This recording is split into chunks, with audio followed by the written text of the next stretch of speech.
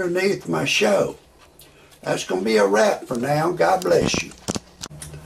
Hello everyone, Rodney Dangerfield Cousin coming to you live via webcam from my parody entertainment show. And George Zimmerman, the 911 call, is making my show today. And I've got the full details about it. And if you ask me, George Zimmerman better get him a real good attorney or he may be railroaded. I think he is as innocent as they come.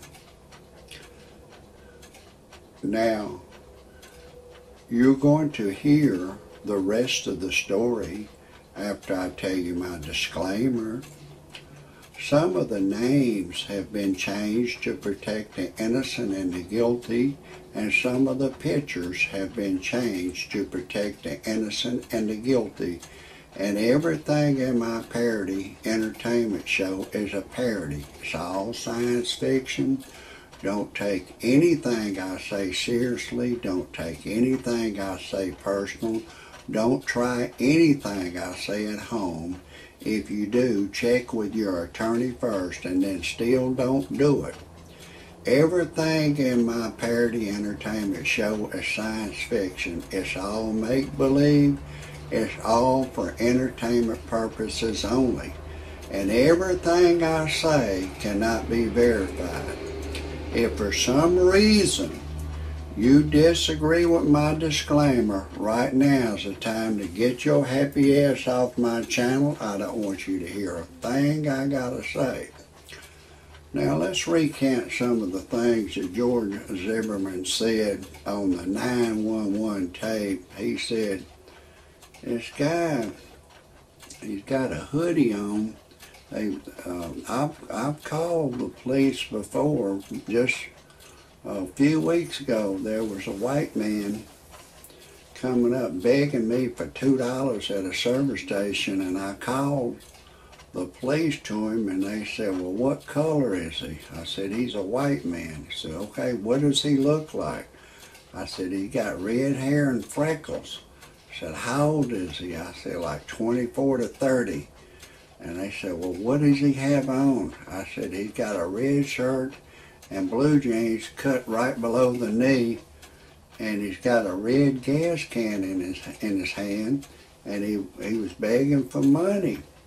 You know, they wanted me to describe him. If he would have had a hoodie on, I would have said, he's got a hoodie on. So these African Americans are saying just because they got a hoodie on, you know, he attacked him. No, that's not right.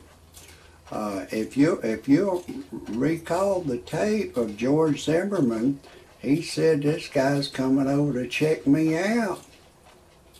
Then the guy allegedly took off running. I don't know if he was running towards George Zimmerman or away from him. He was running, and then you know, I've talked to a lot of black people and a lot of whites about this, to interview blacks and whites. Almost all blacks, they just think that George Zimmerman was a child. He was 17 years old. He's 6 feet 2 inches tall. There's one African American I was talking to. I pumped him. I pumped the African American. I said, George Zimmerman, this Trayvon Martin, I think he taught ghetto to George Zimmerman. I think he you know, I've had, over my life of 64 years, I've had African Americans to come to me and try to pull, you know, the racial slur that African Americans call each other. I'm going to use the word nickel. The word nickel. But African Americans, they spew that nickel shit out. And they've spewed it at me a lot before. they come to me and say, "You got a problem?" Well, no, I don't have a problem. They've attacked me before, and you know, they punched me, you know, just 'cause I'm Caucasian. A lot of them, they have a strong dislike for me 'cause I'm Caucasian, I'm white. And you know, this one African American that I know, I was buying a truck from him. I had to take him to the bank. I've been knowing this African American for about 16 years. And this African American was spewing out some nickel shit when we was going to the bank. He was saying, my nickel, my nickel, my knicker, honky, cracker, pickle, wood, raisin, prejudice. He was spewing out the nickel shit. You know, he spewed it. He kept spewing at me. And then, of course, when I went to the bank, there's an African-American woman, you know, about 30. You know, I've been knowing her, I don't know, about a year or two. And I was telling her that this African-American that was with me he was spewing out some ghetto shit. Some ghetto, I didn't say shit, I said some ghetto language. And this African-American woman at the bank said, "Rodney Dangerfield, cousin, I use ghetto language. Every black person uses ghetto language."